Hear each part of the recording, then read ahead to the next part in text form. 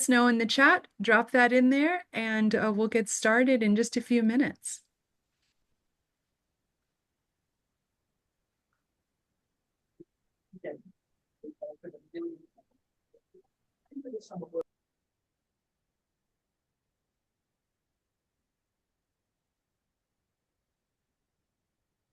Ishita, thank you for getting us started.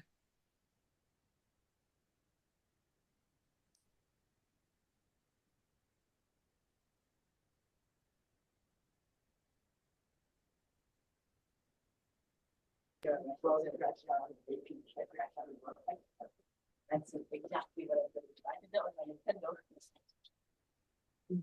Oh, Celine, I'm glad to see you here. I don't know if you remember working with me on Tableau many years ago. It's nice to have you with us today.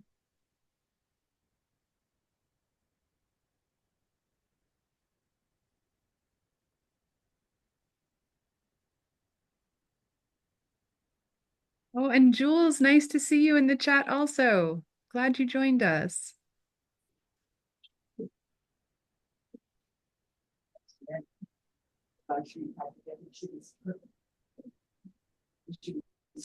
These are good comments. Yeah, excellent.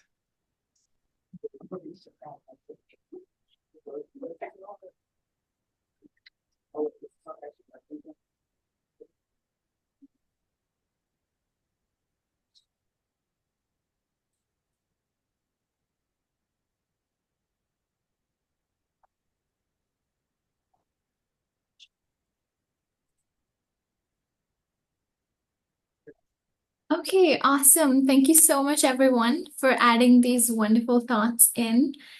And we would love for the engagement to keep on going this panel series. We're trying something new. So let's delve into the questions. Introducing our panelists for today. Dr. Sarah Egan Warren has spent her career developing curricula and delivering presentations, training and instruction in undergraduate, graduate, and industry settings. Currently, she's on the faculty at Institute of Advanced Analytics at NC State University, where she created and teaches the technical communication and ethical data storytelling curriculum. She's also focused on the use of AI in teaching and learning through her involvement as the co-facilitator of the UNC Systems AI faculty learning community, a Delta faculty fellow, and the member of AI and Society group at NC State. Thank you so much for being here, Dr. Warren. Thanks for having me. We have Mr. David Conover here today as well. Mr. David Conover is a dedicated educator and innovator in the realm of digital art, animation, and immersive storytelling. With a background spanning from the School of Visual Arts to the University of Southern California, he brings a comprehensive understanding of technical and creative aspects of his field.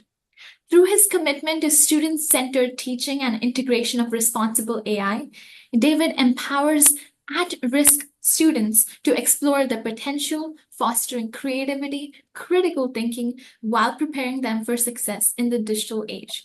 We're really excited to have you here, Mr. Conover. My pleasure. Thank you. Awesome. So in today's panel, we have multiple topics we want to discuss. So let's get started with the first topic, AI literacy in K through 12 and university education, since we have a blend of these speakers from K through 12 aspect as well as from higher education. So Dr. Warren, AI literacy, as we just saw in the comments as well, is booming and things are being noticed. A lot of people are talking about it. It's being increasingly important in K through 12 and both higher education. How do you define, in your terms, in your perspective, how do you define AI literacy? And why do you think it is so critical for us students and educators to think about it? Yeah, great. And so thank you everyone for dropping in some of your ideas in here. And we see lots of overlapping terms. When I think about AI literacy, and there are lots of definitions out there, and there's some very complex ones, there's some very simple ones. I kind of like to go in the middle of the road here. With AI literacy is about understanding, interacting, and critically evaluating AI tools all the while engaging ethically with them. And so that's where it can get more complicated. What does it mean by engaging ethically? How can we be responsible users of generative AI? And that's where looking at what others are talking about in terms of your definitions of AI here, when we start bringing up ideas about prompt engineering and how to use it ethically and skillfully. I like that, Jules. Thanks for that. How to choose the right tools for people's needs. That's fantastic. All of these are contributing to what AI literacy means. I think there's some hesitation by people who maybe are just new to AI or have been completely avoiding it, that it seems like such a high barrier to entry, that there's so much to learn. But just the basics is knowing how to actually engage with it, how to interact, and how to evaluate the output. So that's the first part of your question for the definitions. And the second part of why is it critical for students and educators to know about this at the higher education level, at the K-12 level, it is absolutely imperative as we are seeing more and more generative AI tools being embedded into everyday things that we use. There are expectations from employers that our students are going to know how to effectively use these tools, as well as knowing when it's not appropriate to use them, how to do that with in terms of transparency and privacy and equity and all of these concerns that come up when we start really digging into generative AI. So I think there's a responsibility for educators to know themselves, to become AI literate, as well as sharing it in our classrooms, whether that's a K-12 classroom or a higher ed classroom, to make sure that we are giving opportunities in these safe, kind of contained environments to explore what are the limitations, what are the things that AI does really, really well, and what are situations that should not be using AI at all. So I think it is a crucial skill that as we move forward, is just going to become more and more important. Awesome. Thank you so much for that. And Mr. Conover, you work with students in creative fields that bring unique perspectives, especially at-risk high schools. How do you introduce AI concepts to students who might not have a strong technical background? And how do you ensure it's seen as a tool for empowerment rather than a tool that poses a challenge? Yeah, it's a good question. There's a couple of steps that I integrate to really kind of demystify the world of generative AI. First off, I usually start by demystifying what is AI and try to share with my students that AI isn't some kind of magical robot that's going to be replacing you. It's more like a real smart paintbrush or a super powered animation assistant. So I'm trying to bring the DEF CON alertness to something a little more understandable. And then I try and focus on practical applications in their field. So if my students are working on an animation sequence, I'm sharing with them how AI can help generate ideas for the in-between frames, or even suggest, color palettes. So ultimately, it's like having a brainstorming buddy that never gets tired. So once again, I'm trying to have these students really kind of break down what their environment is being made up of and how it is applied to their personal interests. Once again, I'm sharing with them that AI isn't going to replace creativity. It's only going to amplify it. So I'm constantly telling my students that it's their vision and their storytelling ability that makes their art special. AI is just having them bring their ideas to life. So there's a number of ongoing conversations that take place, but once again, I'm focusing on hands-on experience, and there's also the ethical considerations. We have a lot of discussions about copyright and data privacy and the importance of human oversight, but with great power comes great responsibility. We teachers need to know um, how to really talk about using this ethically and responsibly. I mean, I can go on and on, but I'm just coming up with a couple of notes that I wanted to share with you all. Once again, AI is a collaborator, not a competitor. So once you get these kids to understand these fundamentals, their fear comes down and they're a little more open and a little more receptive to playing with AI rather than fearing it. So you really have to kind of hit them at that sweet spot. So that's a couple of notes that I wanted to share with you. And Awesome. David, I Yeah. loved what you just said about it not replacing, but amplifying. Because one of the things I like to talk about is that AI is a process tool. It's not a substitute for subject matter expertise, right? It's keeping the human in the loop is so important, and it is there to enhance, not to take over. So I liked that, not replace, but amplify. I'm going to add that to my ways to talk about that.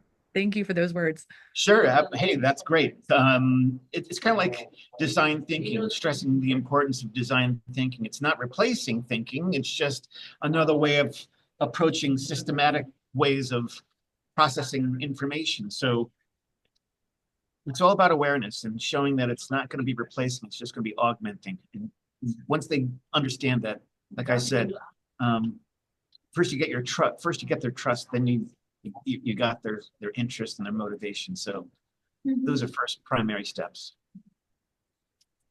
So, so as we're thinking about equipping the next generation with, AI tools and helping them understand AI literacy, what do you think from the perspective of educators? And this question is for both of you, since you both are in the education field for so long. What do you think is the first steps for educators who don't have much to do with AI, but how can they integrate AI concepts in their existing teaching to kind of like amplify it more? Go ahead, Sarah. I mean, it's a really good conversation. I get a chance to listen and learn. So this is an opportunity for us all. So I think the first thing I would say is that as educators, we've got to be in this mix and we've got to be playing with it, reading about it, testing it, evaluating it. And we need to be talking to our students about what they're doing with it. Because I think the original, like when it first came out, the first nervous reaction was, oh my gosh, everyone's going to be able to cheat now because generative AI is just going to be able to spit out the essay or the answers to the reflection question or whatever it is. And while that's true, I don't think that's the biggest concern that we should have with generative AI. I think there are other issues about access, about what voices are being amplified, what voices are being suppressed. Are we trying to make everything sound the same? Are we considering outside viewpoints? Are we lessening our ability to think through things? And I would hope that faculty in both higher ed and in K-12 can have this open and curious mindset. We ask our students to have growth mindset. We need to also embrace that and try and see how generative AI can fit into our existing curriculum, our ways of thinking, our ways of working through problems. I do want to say that I get a little nervous when I'm reading things that suggest, oh, look, you could have generative AI create learning outcomes for you, and then it can generate class materials. It can generate your PowerPoint. It can make your assignments. It can then grade your assignments and give feedback. And I'm like, okay, so AI is going to create all the assignments and the students is going to use AI to answer the assignment and then it's going to be graded by AI. And that sounds like a nightmare horror movie to me. I hope that instead what we're getting is using AI as a tool. And there are some great examples out there by educators. Lance Cummings at UNCW is someone who is doing some really interesting things with generative AI in his technical communication classes. And he writes a lot about it on LinkedIn, on Substack. And I think he's a great example in the higher ed of how using generative AI to enhance what he is already doing. And I think we want to look to people who are experimenting with AI and take and choose and see what is going to fit in with our own teaching methods. Mhm. Yeah, I came up with eight points that I want to share. First, educate ourselves first. That's kind of like what you said, Sarah. Is we want to educate ourselves first. And I can go into more depth, but I just want to get these eight out. Start with the fundamentals. When you're talking about introducing AI to your students, especially the young ones, you got to start with the basics. And what I mean by this is what AI is and how it's different from traditional computing, real world examples of AI that students encounter every day in their lives, much like what you were saying earlier, Sarah. The basic principles of how AI works, like pattern recognition and decision making. The third one is incorporating AI literacy. Just as we teach digital literacy, we had to have AI literacy. Using age appropriate tools and resources.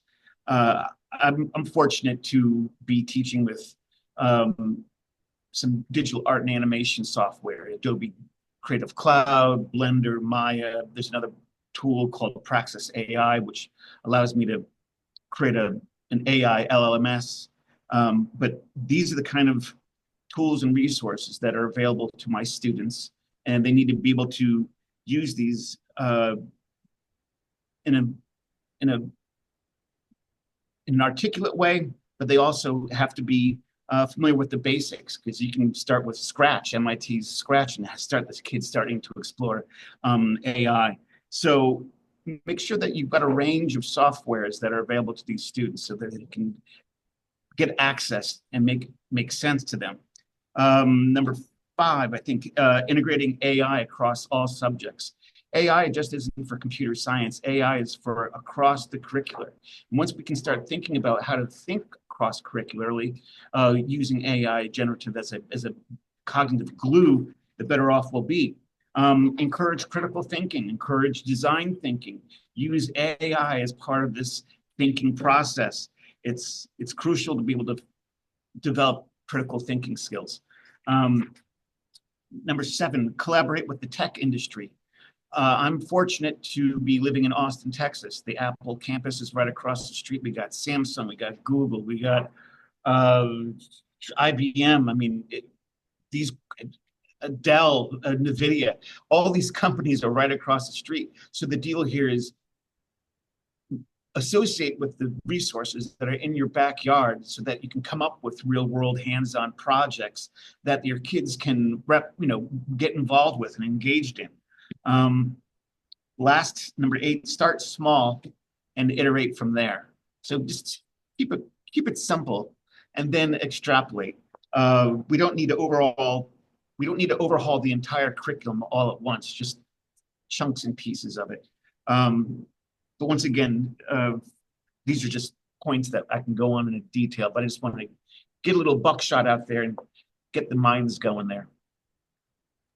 Yeah, these are really great points. And any educators in the room, very valuable for sure. If you guys have any questions, please do add them in the Q&A so we get a pop-up of the question and we don't miss it in the chat. But now I really wanted to delve into the curriculum design aspect, especially how can we integrate it into curriculum design? Because some issues that I also have personally faced.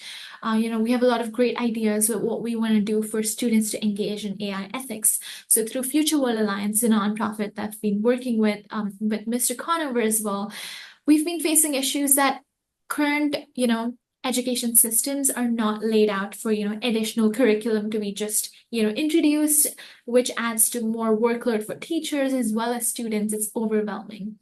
So with that, I wanted to explore how, Dr. Warren, you have gone about developing these courses in the years to come as AI has slowly started to trickle into our, fields. I'm sure the Data Science Academy was there before, AI was really out there and we could even explore so much teach it at a mainstream level. But how did you introduce these topics? How did your team go about introducing ethical data storytelling? And I wanted to specifically understand how AI has impacted the development of curriculum. Since you just mentioned, AI can be used for creating learning objectives, AI can be used for creating, targets for students. How has it shaped your journey in creating curriculum? That's the first question. And how have you gone about incorporating it seamlessly?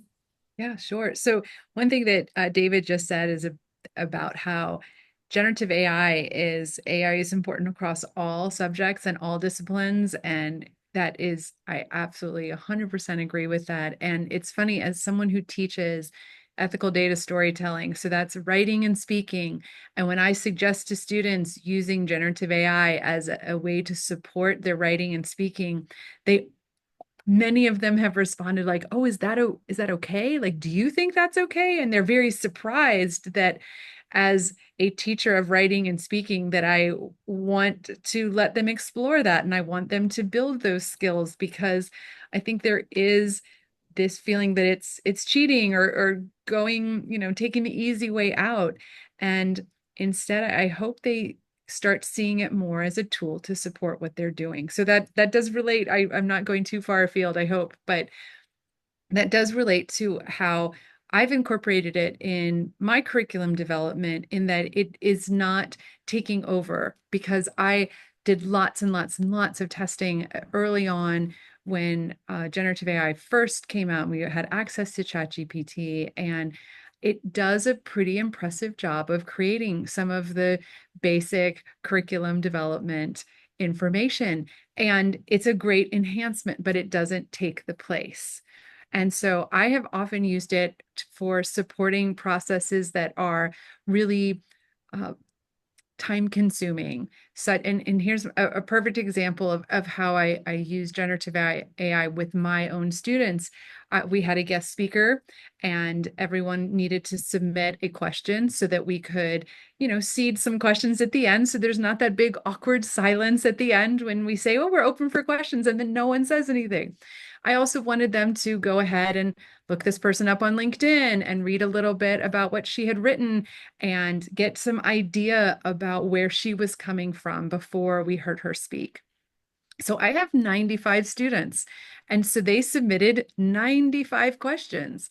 And instead of me going through and having to read each one and categorize each one and put it, oh, is this a question about this? And trying to figure out how to group them into questions, I use ChatGPT to look at the questions, categorize them, and then I could tell her, oh, there are questions about how you decided to become a data scientist. There's questions about what kind of ethical dilemmas that she's faced in her workplace. There was questions about her particular company. There were questions about whether or not they should, or questions about advice for graduate school.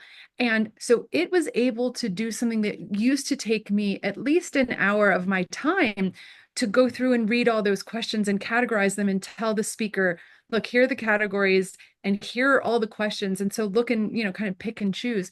It was able to do it like that. So that I like to tell my students about so that they know how I'm using it and letting them see how it is a tool that is enhancing what I was already doing. In terms of our curriculum development of how we're incorporating AI into our ethics discussion, as you can imagine, when we were talking about data ethics, even prior to generative AI, artificial intelligence, learning, large language models, all those things were really important conversations prior to 2022.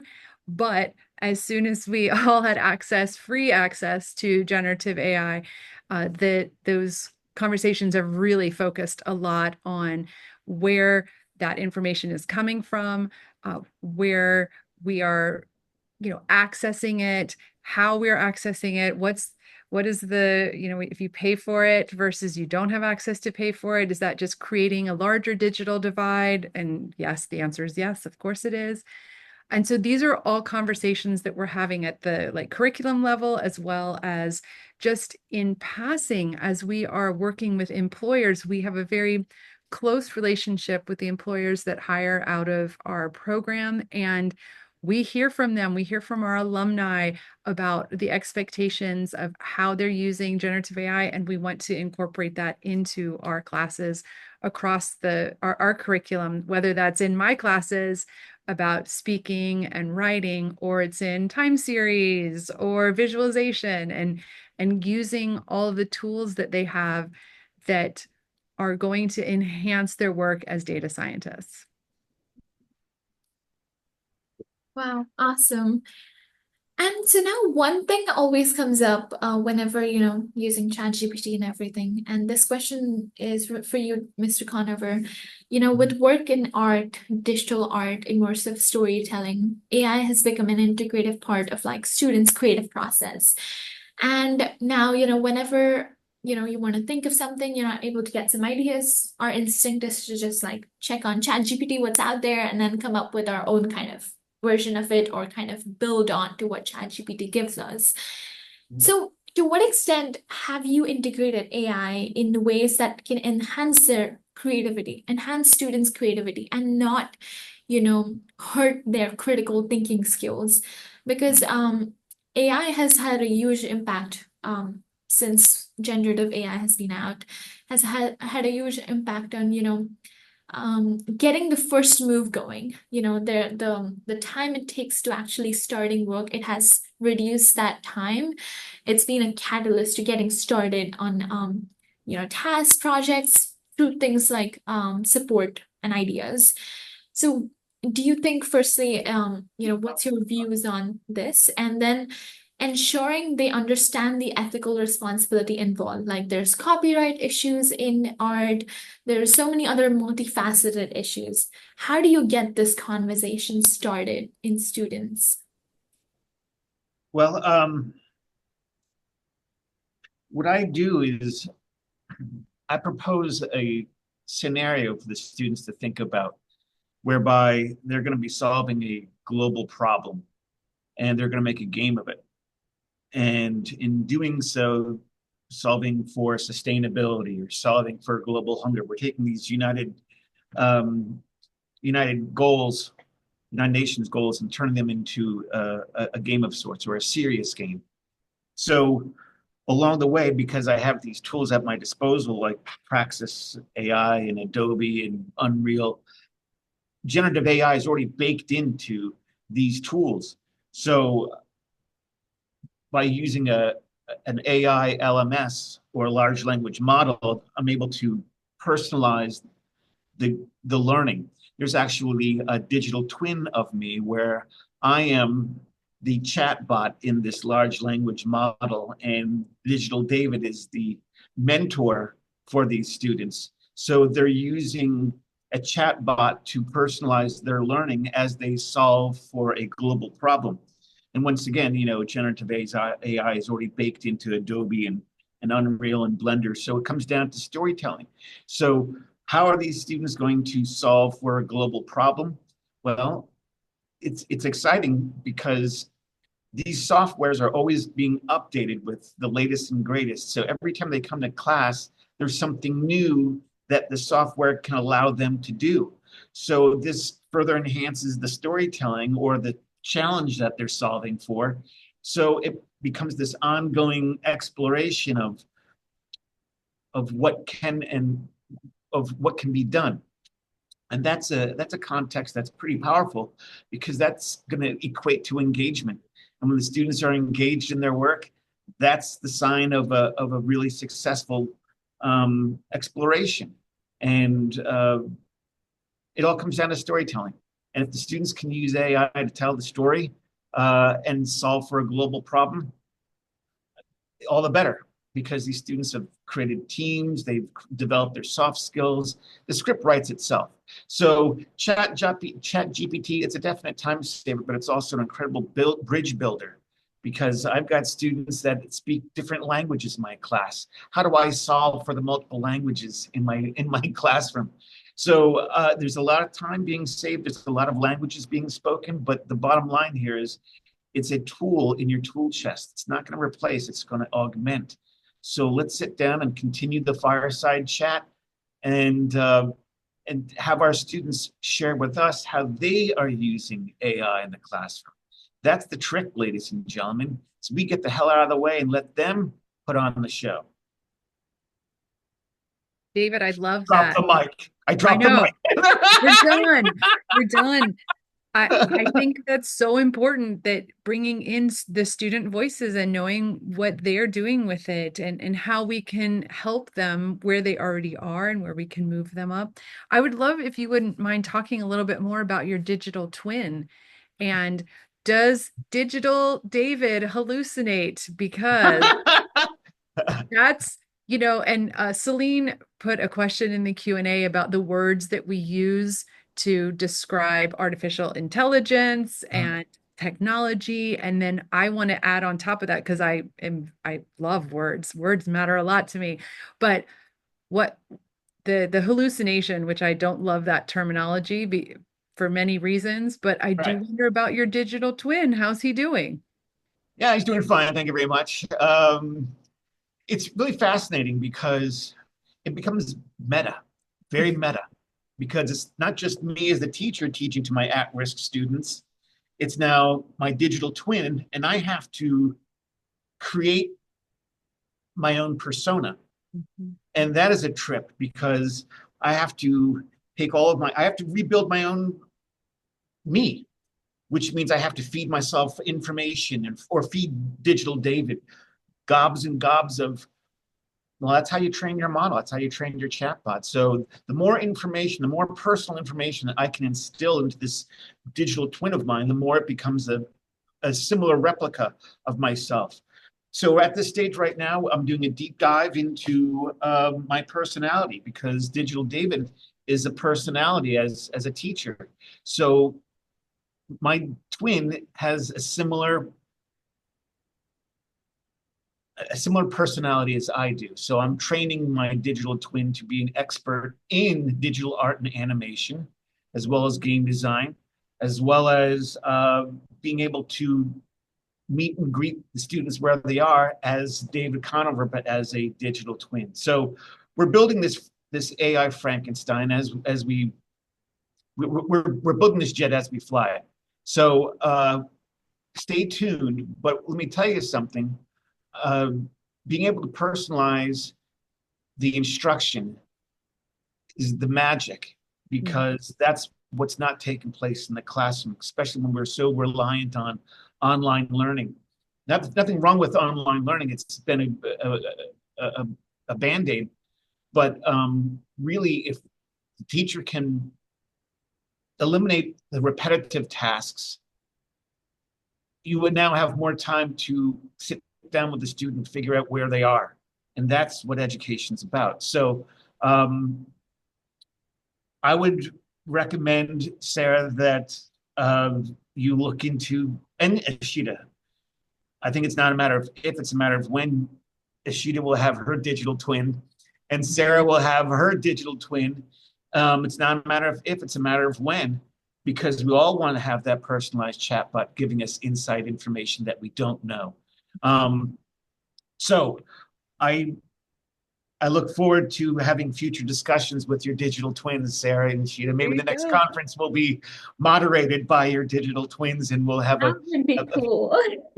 well, it's And not out of the realm of possibility, because this is what's coming down the pipeline. I mean, Mhm. we have to be able to train not just the three of us, but 5,000 of us. That's the call to action. And until we recognize that, until we align ourselves with future world alliances, or with Sarah and the like-minded, that's the opportunity for us to figure out how my students who want to go on to college, how can they get to where Sarah is? How can they get to where Ashita is? And that's the conversation that we have to have.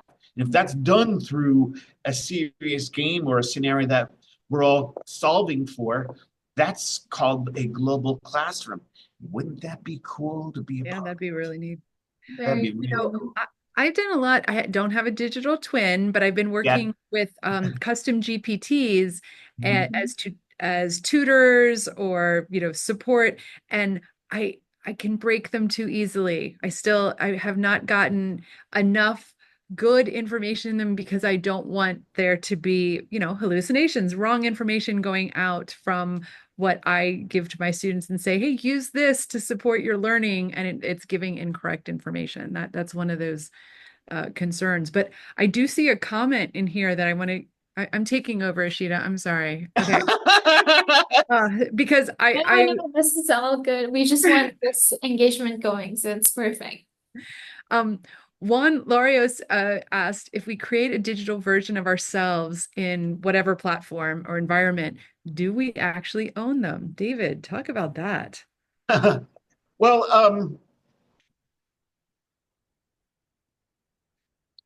yeah, it comes down to copyright and ownership. So Digital David is my personality. It is my twin, but that twin is a part of the platform, which is the large language model. So the company that I'm developing this with is Praxis AI, and it dovetails. It's collaborative with Canva or the LMS that we're using. So this is stuff that we can be implementing in our classroom as we speak. But my point here is that Praxis AI, the large language model LMS, owns Digital David because it's a part of the chatbot LMS. But I need to create Digital David because it's what's meant to be. It's inevitable. This is a real interesting opportunity to explore how I can improve my teaching, but on steroids. And I think it's a personal goal because I want to improve my teaching, but I think anybody who's in this industry would similarly want to do the same, which is have a greater impact, see transformation take place on a scale of a larger scale than what you can do in a 4x4 classroom. Mm-hmm. So I look forward to inspiring others to take a hold of the opportunity and learn about what makes you tick, and then see if you can make a digital twin of yourselves and then improve that model. Mm-hmm. And that's the ongoing journey that us heroes are on, because it's an endless journey, and you need the help of an AI assistant to help you guide your passages and your pathways. Yeah. And on the note of you mentioning, how can we equip students to get to, where Dr. Warren is specifically, I wanted to start this conversation about how can, looking beyond formal education and K through 12, how do you both see AI shaping career paths? Because that's something that's always on students' minds. And sometimes students don't really see the point in keeping up with these AI things because it's like not really directly linked to their course study or the coursework they're into. So how can you make them aware that, AI is actually going to impact your life more than just like, job reforms or anything? How do you see AI shaping career paths? Derek, go ahead. I'll let you go first. I'll let you go first. Well,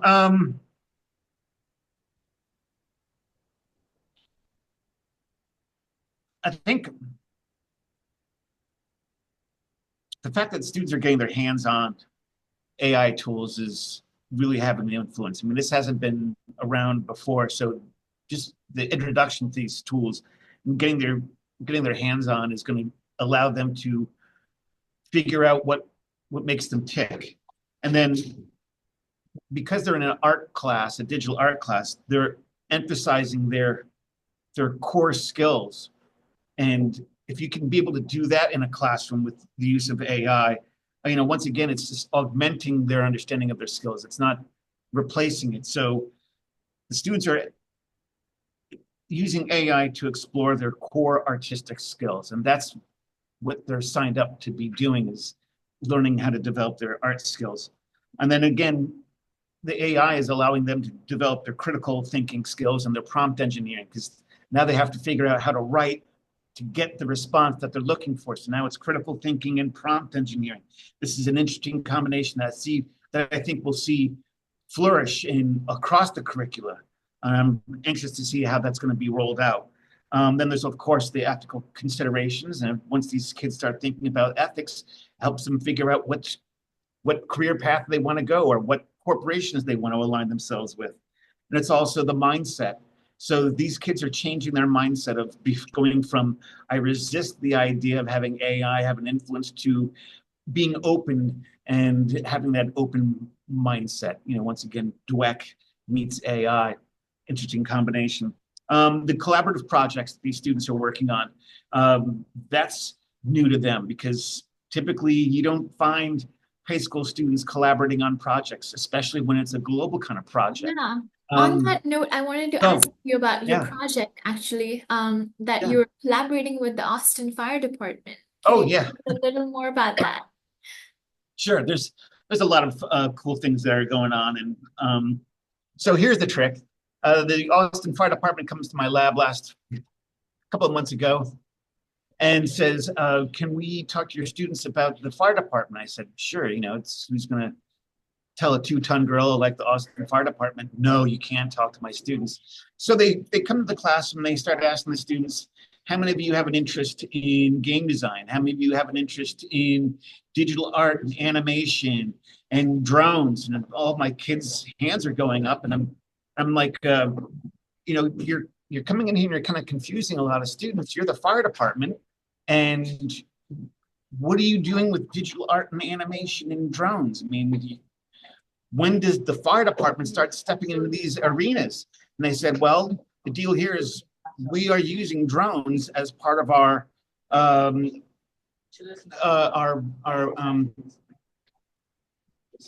they're trying to get rid of disaster prevention, right? So the deal here is now our students are interested in what the fire department is doing with drones, because drones are flying around. These kids could be flying drones, but guess what? The fire department is exploring the ethics of drones and flying drones and where the drones fly over. And it's now the conversation has gone from playing with drones to the ethical considerations that a fire department goes through when they are flying the drone into specific areas. So that's a conversation that came about, which was not a direct approach to AI, but an indirect approach to AI. So who would have thought that the fire department now has a bunch of students that are thinking about how they would build a video game that could teach about fire prevention, and then discussing the AI aspects to it with the Austin Fire Department. So once again, it's hands-on, real world, but who would have thought that the fire department is now trying to get into the classroom to meet these students that are the innovators and the creators of future curricula. So what's in your backyard? You never would have thought that something that is simple and right across the street could have such an impact, and you just didn't know it. It's about awareness. Does that make sense? Yeah, awesome. Very cool. Yeah. Yeah.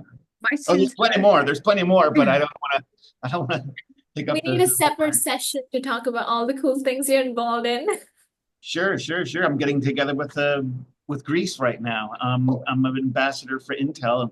There's an opportunity to go to China and talk about what we're doing in our classroom. So leverage what I'm doing in my little 4x4 classroom, and let's figure out how we can roll it out and connect to North Carolina State University. I would love to figure out, is there a way to encapsulate this conversation and actualize it as a real world project? Yeah. That's our opportunity. That's our onus. Absolutely. My students work on practicum projects with companies with real data. And what is an interesting thing that we're seeing right now is not only are students needing to know how to use generative AI as a tool, but also they're going to be the ones who are contributing to large language models and using and developing generative AI in the future. So not only are they needing to know how to use it for process tools, for writing, for speaking, for checking code, for debugging things, it also is an opportunity for them to develop skills that they're going to be needing in the workplace. Tyler dropped a question in the Q&A about any students who have been resistant to AI. And I will say that this year I have not had students resistant to AI, but just as recently as the previous year, there were students who did not want to have an account. They did not want to use, and I did not make them, of course, and I would let them, partner up with someone else who was comfortable having an account. And we talked a lot about what do you put out when you are asking questions, and what do you share, and what are you feeding into the generative AI that is making you concerned. And I think that is something I hear a lot from faculty. I'm hearing it less and less from students, but I still think it does exist. I'm part of a pilot program with AI Tech Stewardship, which is a program run out of Canada, actually, which is fantastic. I did their tech stewardship practice program maybe 3 years ago or so, and now they have a new version with AI, and they have a consideration that if you are not interested in signing up for your own generative AI, it lets you access anonymously and without sharing information, because I think there are real concerns and some people are not interested in sharing. And I sort of see that pendulum of, there was lots and lots of sharing of everything online. And I think it's a little bit swinging back, maybe toward the center a little bit, in terms of all of a sudden we're a lot more aware of what is out there and what is being used, and having questions about how it's being used. And of course, with digital art, David, I'd love to hear, again, we're running out of time, but the issues of copyright, and is it plagiarism, or when you ask for something in the style of a certain artist, those are complicated questions. Yeah, they are. And what's amazing is when you hear the students asking them. I mean, it's one thing to hear from an adult because we're assuming that we're more in tune, but I was shocked by the number of students that were like, I'm not doing generative AI. I don't want to do anything with AI. And it's like, well, you know what? Because of the industry that you want to get into, you're going to have a hard argument with not doing anything with AI when the tools themselves are driven by AI. So you're going to have a dichotomy here. You're going to have an argument that you might lose, because this industry is going to adopt generative AI more readily than probably any other industry. But my point here is, with that being said, comes the deep-seated conversations that are necessary. I mean, it's great to see that these kids are anxious to have a fireside conversation. And you never would have thought that would be taking place in an at-risk environment. But be that as it may, I've got students that are very aware of what they want to participate in and what they want to avoid. And these are the things that we can learn from. So it's an open book, it's an open classroom, it's an open conversation. It's open AI. Absolutely. Any more thoughts you would like to share with our audience today, attendees today?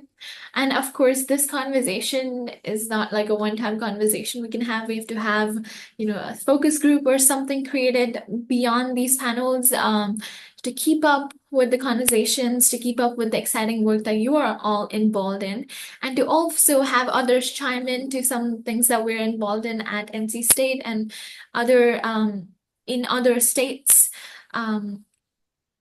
throughout.